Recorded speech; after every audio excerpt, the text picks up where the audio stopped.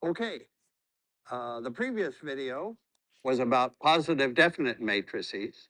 This video is also linear algebra, a very interesting way to break up a matrix called the singular value decomposition. And everybody says SVD for singular value decomposition. And what is that factory? What are the three pieces of the SVD? So the fact is, every matrix, rectangular, every matrix factors into, these are the three pieces. U, sigma, V transpose. People use those letters for the three factors. Okay, the factor U is an orthogonal matrix. An orthogonal matrix. The factor sigma in the middle is a diagonal matrix. The factor V transpose on the right middle matrix, an orthogonal matrix. The factor sigma in the middle is a diagonal matrix. The factor V transpose on the right is also an orthogonal matrix. So I have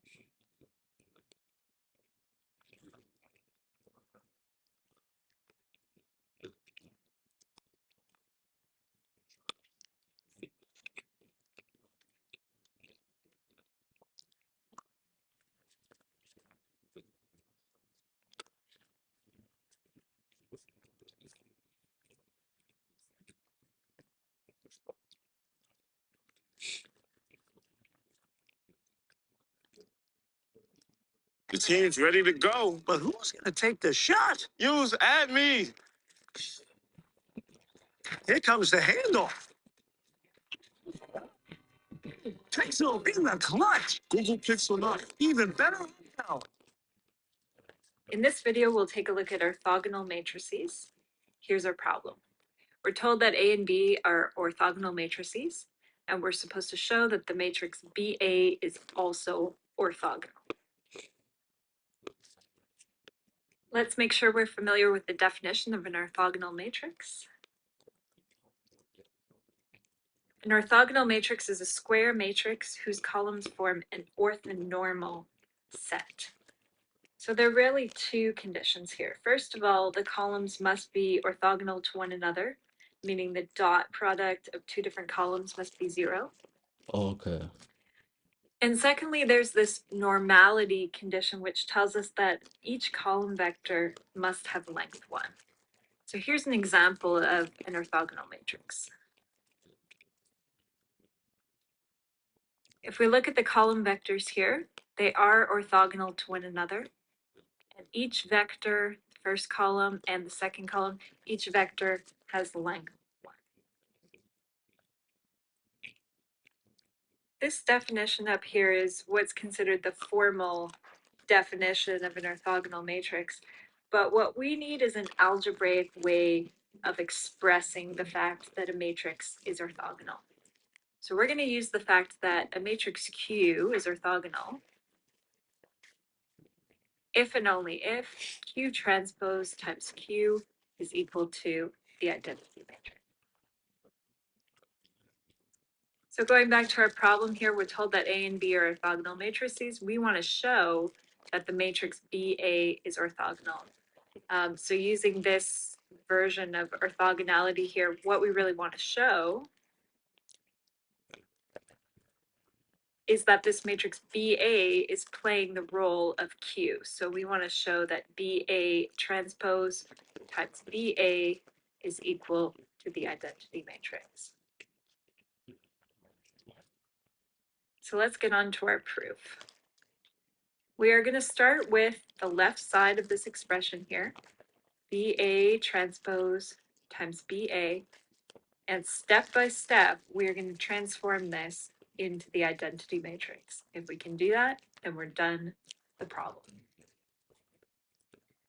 So as a first step, let's use the property of the transpose of a product. Each of these factors here is going to transpose and the order is going to reverse as well. So we're going to get A transpose, B transpose. I'm just going to drop the brackets here and write down BA. So that is our first step there. We've just used that property of transpose of a product. Now remember that A and B are both orthogonal matrices. So this B transpose B is guaranteed to be the identity matrix. That is because B is orthogonal. Next, we can say, well, identity matrix times any matrix gives us back that original matrix. So we've really got A transpose A. And next, we can use the fact that A is an orthogonal matrix, meaning A transpose times A is equal to the identity matrix.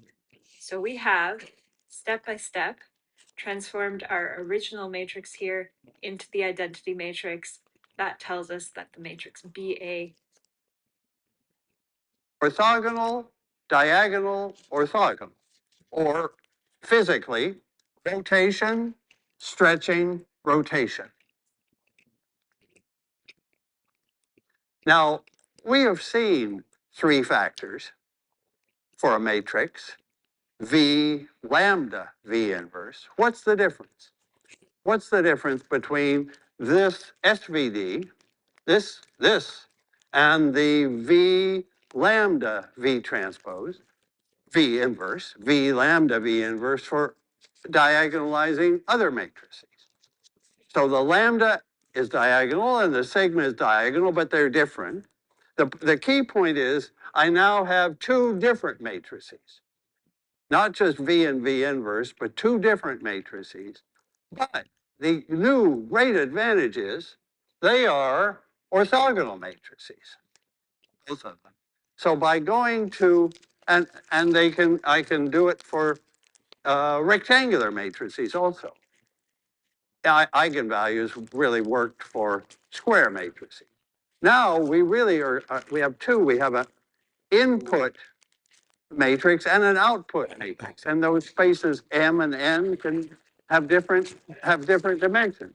So by allowing 2 separate bases, we get rectangular matrices, we get and we get orthogonal factors with again a diagonal. And this is called, these numbers sigma instead of eigenvalues are called singular values. So these are the singular values. These are the singular vectors, the right singular vectors and the left singular vectors.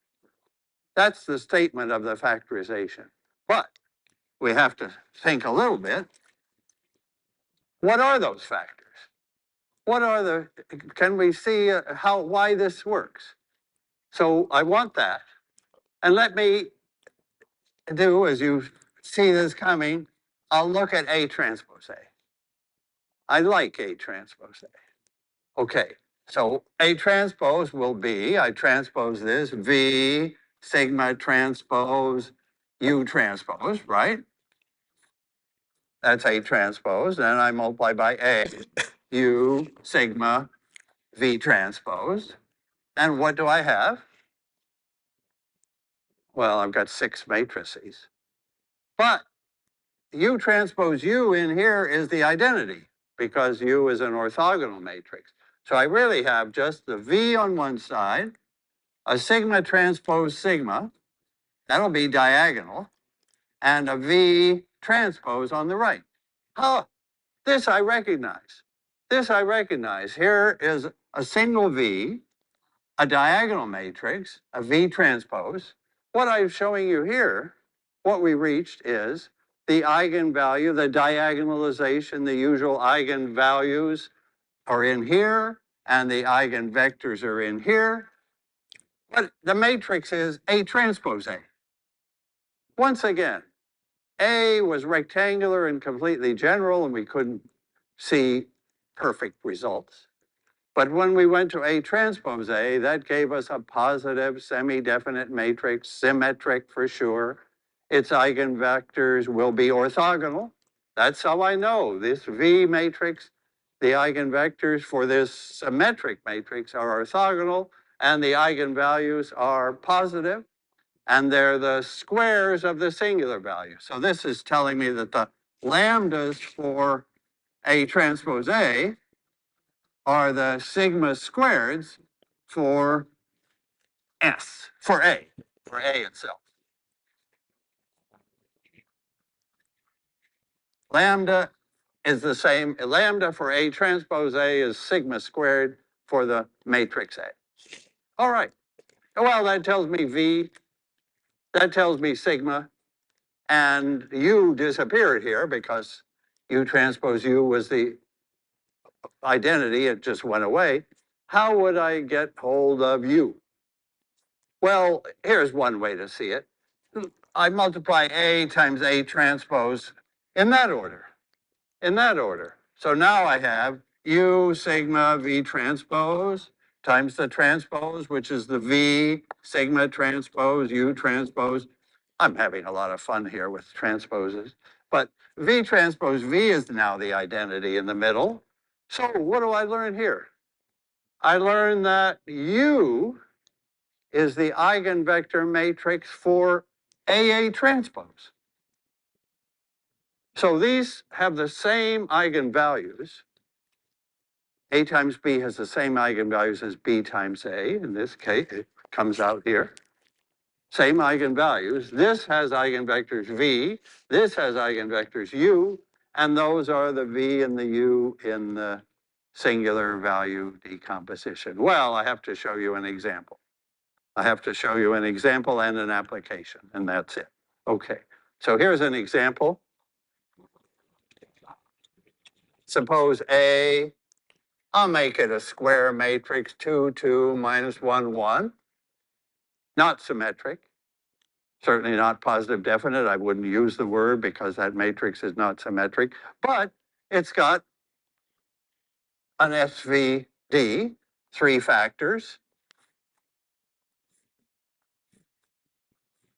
and I worked them out. This is the orthogonal matrix. I have to divide by square root of 5 to make it unit vectors. Oops, that's not going to work. How about that? The 2 columns are orthogonal, and that's a perfectly good U. And then in the sigma, I got, well, that's I did want 1 and 1. I did want 1 and 1.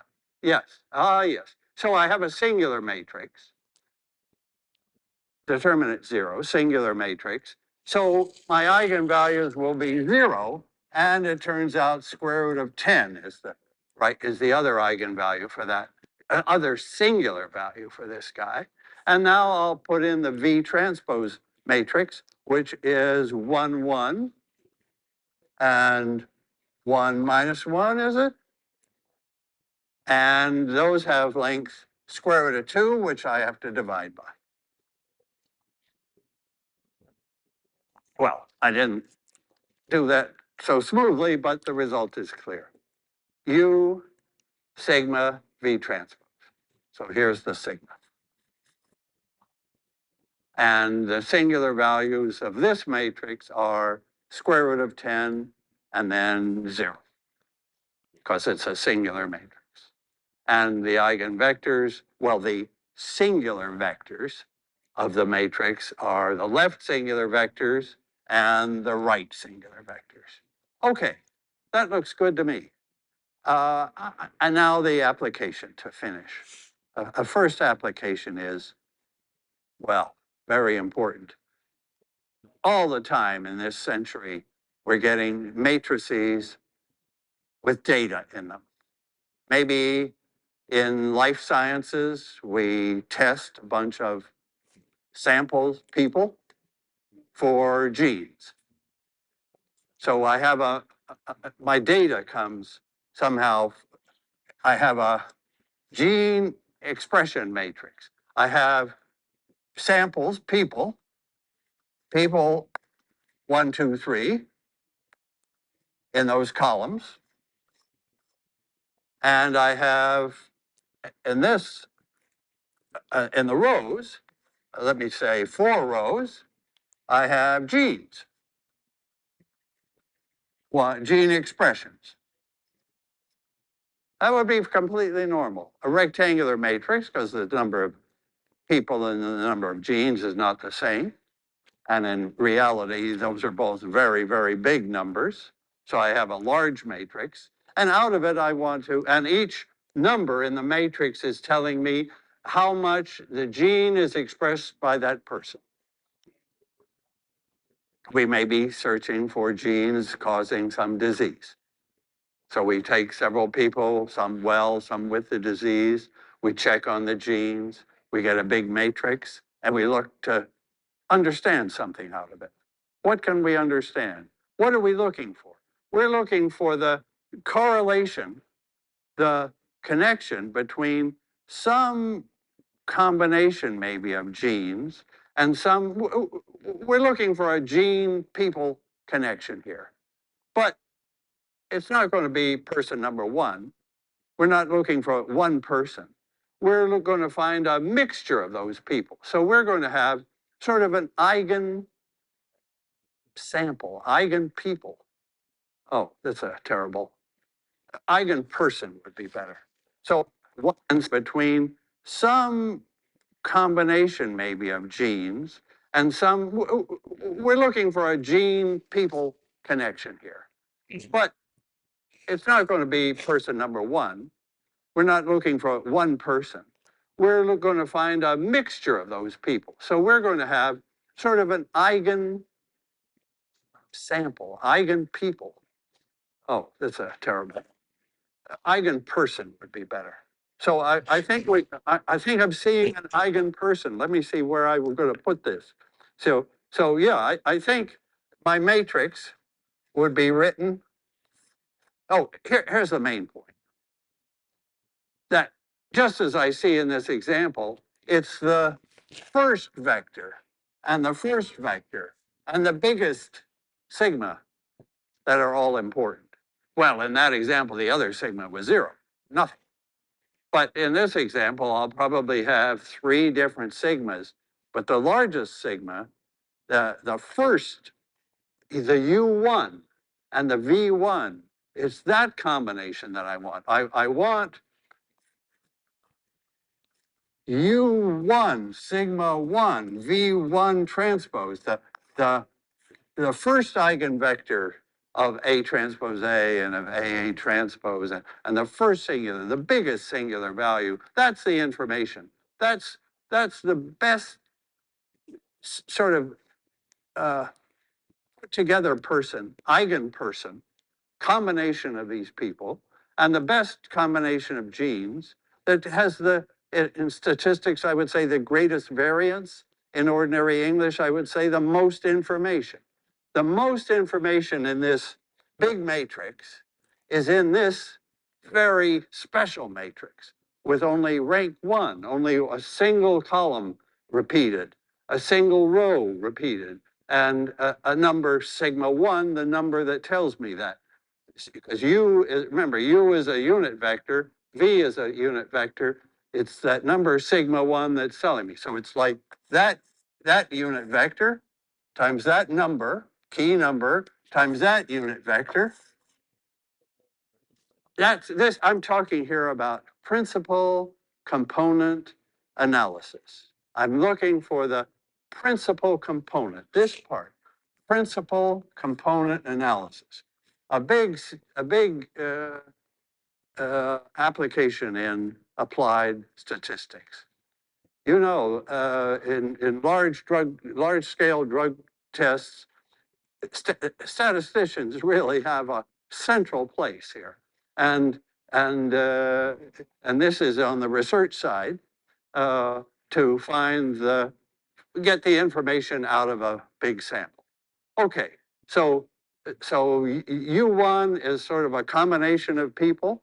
V1 is a combination of genes. Sigma 1 is the biggest number I can get. So that's PCA, all coming from the singular value decomposition. Thank you.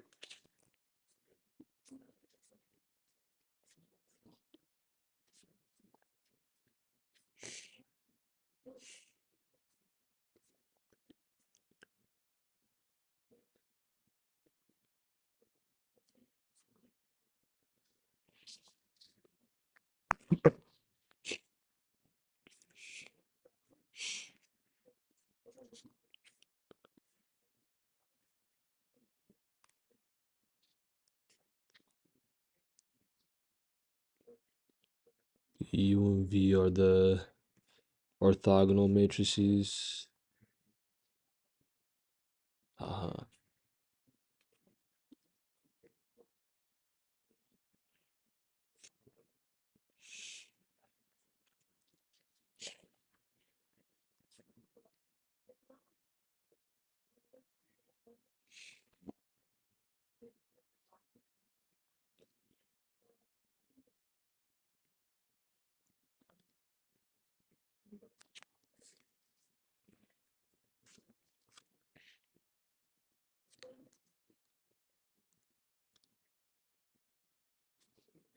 Economy SVD.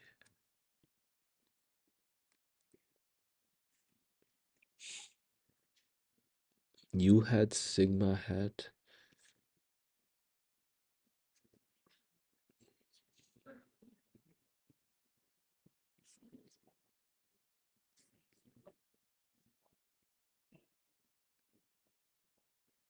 U hat.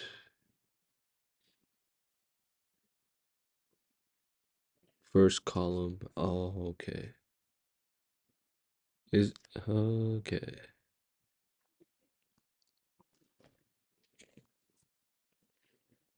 All right.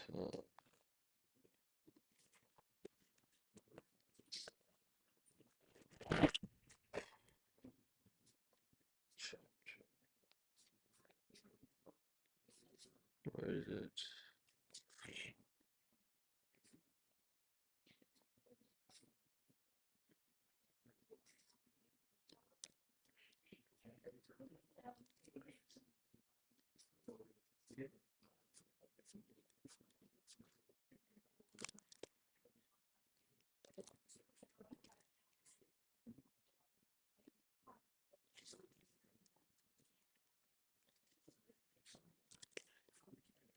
Let's see.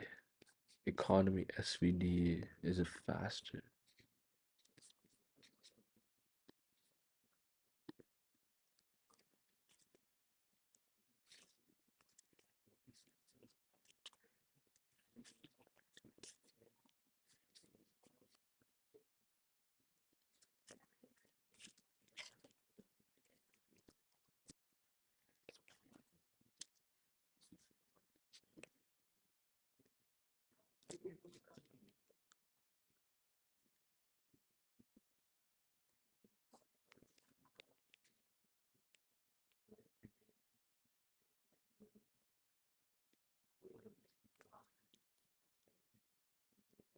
Hold on.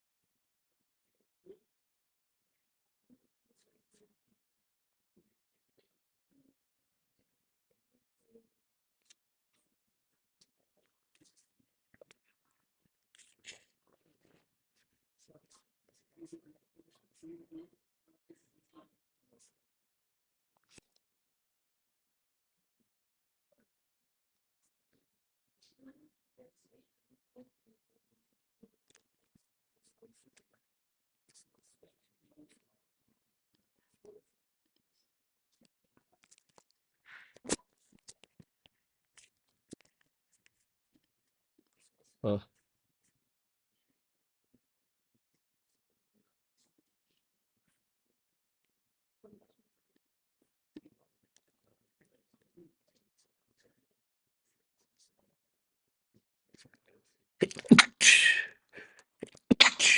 Oh.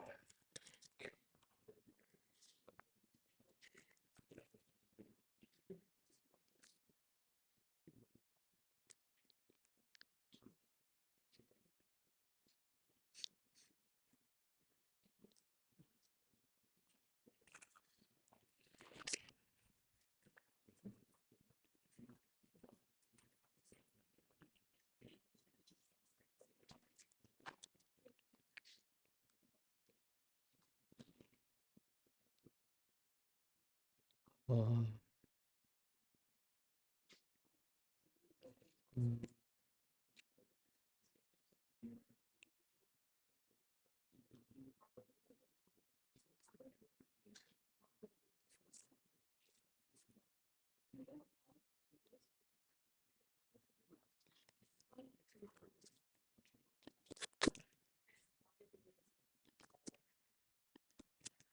okay, the columns are not matching with the rows.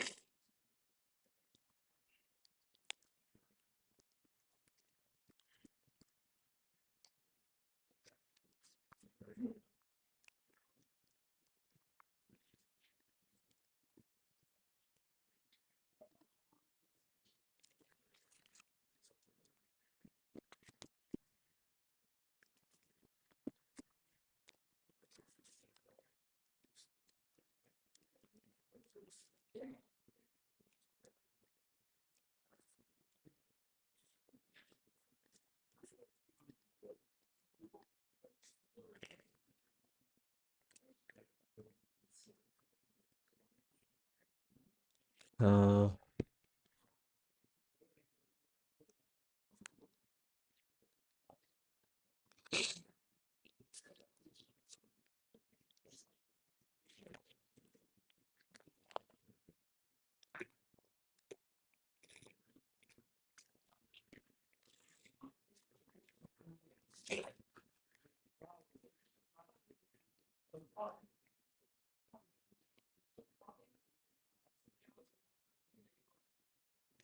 Interesting.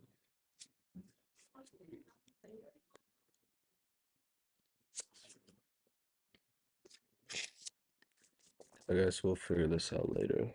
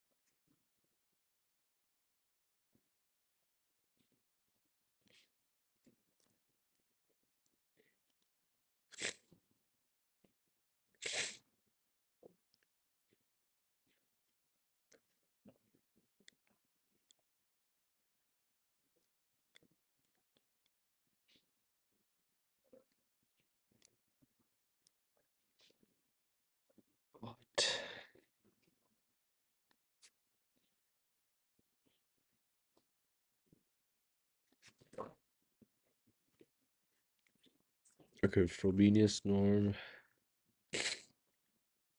What is X? The optimal rank R?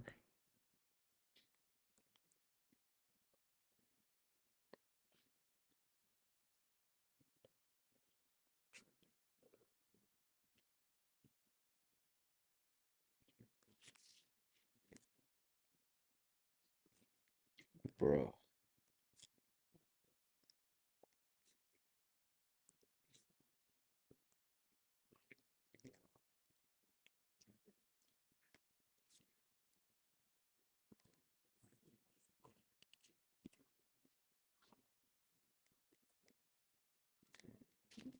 Eckhart-Young theorem.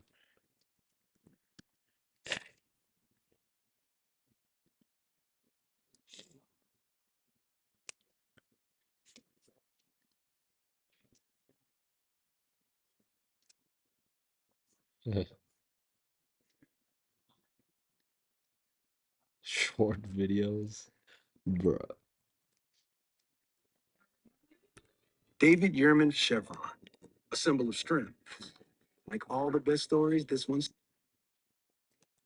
singular value derives from position, and the Eckhart-Young theorem, which asserts that finite rank approximations arise from singular value decompositions in a natural way. Let's begin. In this video, Okay, buddy, hold on. Very fast. hello students, in this video we'll discuss the singular value decomposition and the Eckhart-Young theorem, which asserts that finite rank approximations arise from singular value decompositions in a natural way. Let's begin. So let's let T map V into W, two finite dimensional inner product spaces.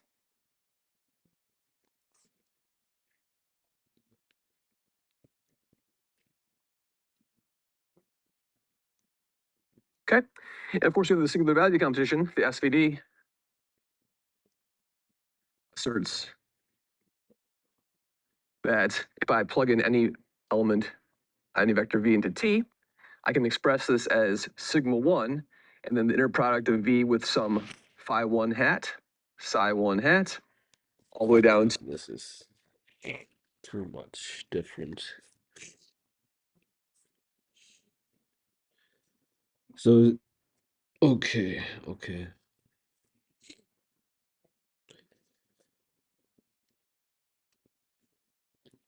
I think this is the big takeaway here.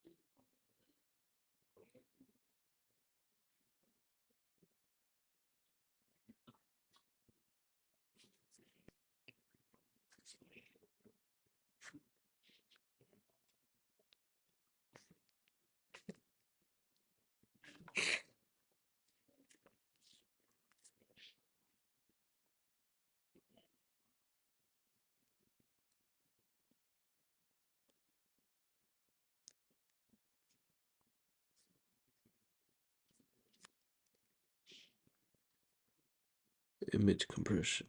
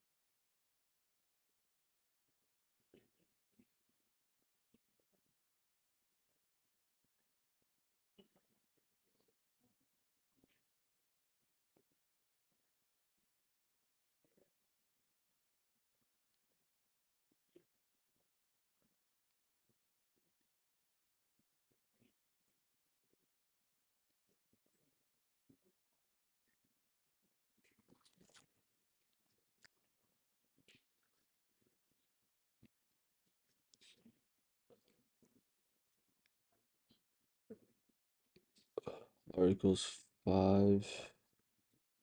Okay, so the more ranks you preserve, the higher quality the image will be.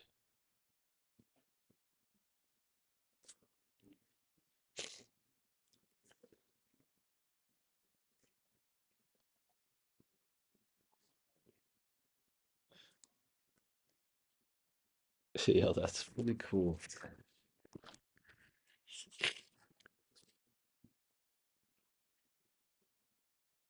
Is this is not Python.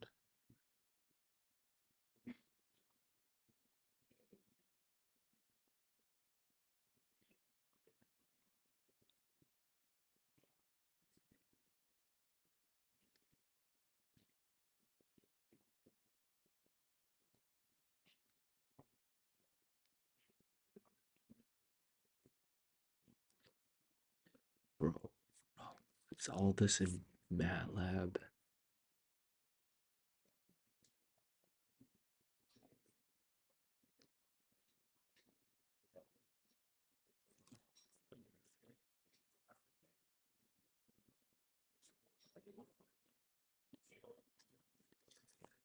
Okay.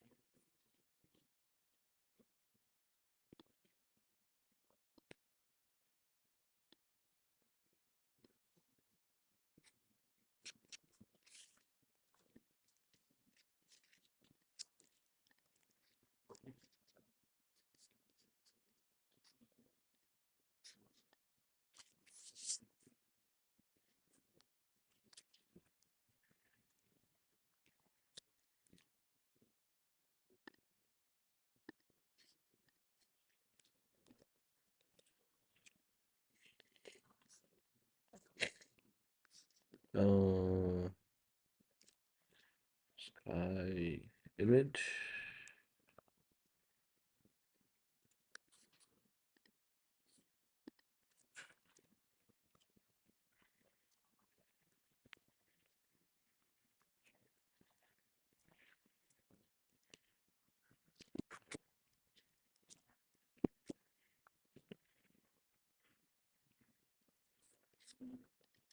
Okay, we're gonna do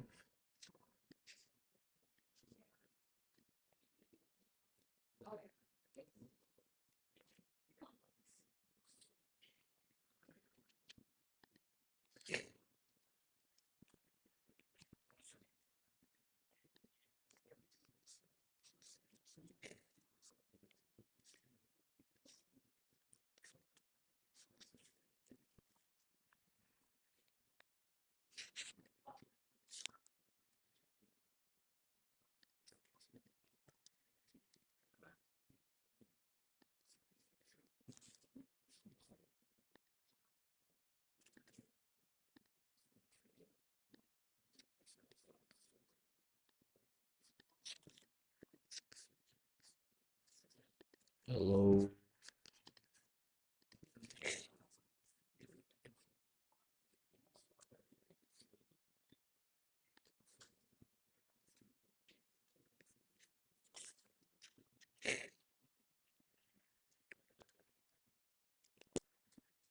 Oh,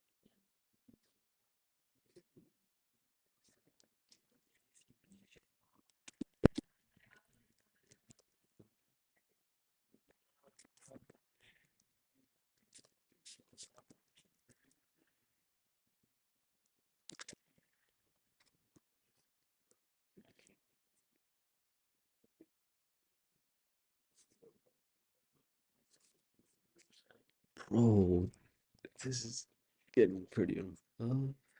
What is approximate matrix?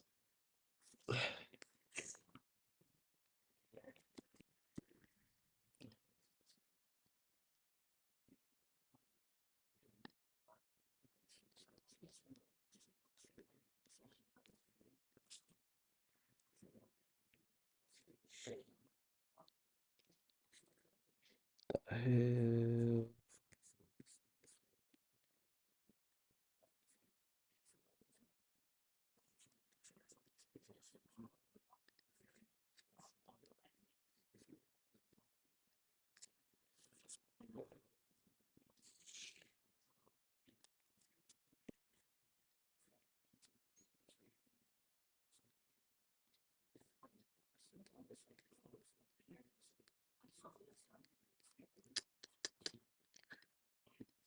Is it because it's doing like linear algebra? My CPU is bugging out.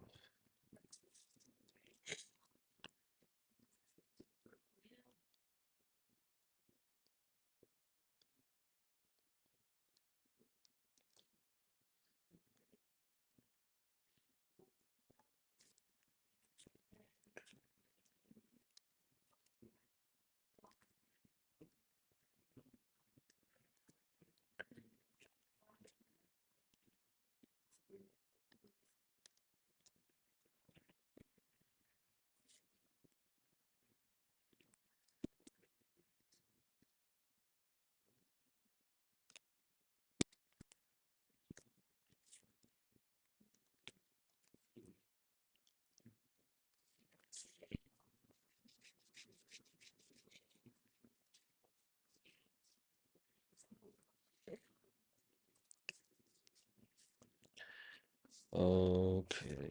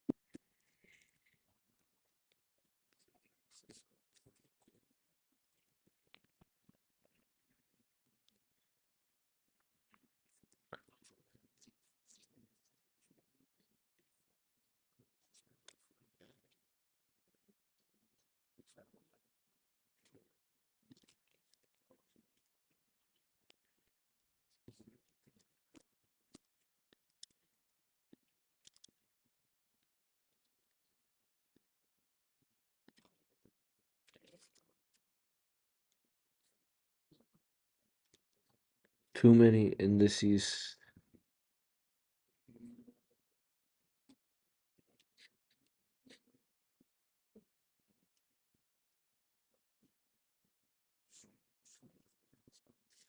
Oh, wait.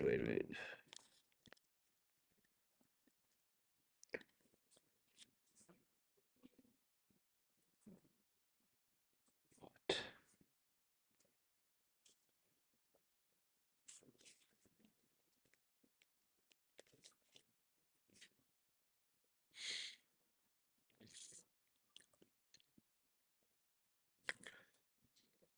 Array is one dimension.